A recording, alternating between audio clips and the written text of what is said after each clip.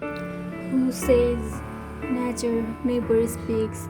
If so, you are wrong. You are totally wrong because I believe that nature speaks. Until now, nature is tolerating us, but now it's over. There is no limit of holding up this pain. There is no limit to suffer. If nature begin to speak, then we can do is only suffering as now nature is doing. Have you ever had a small try for the conservation of innocent, voiceless animals and nature? This earth was made for all beings, not just for human beings. Unless someone like us cares and protects, then no one does. Protecting nature is protecting our sons and daughters. So let us unite together for the protection and restoration of nature.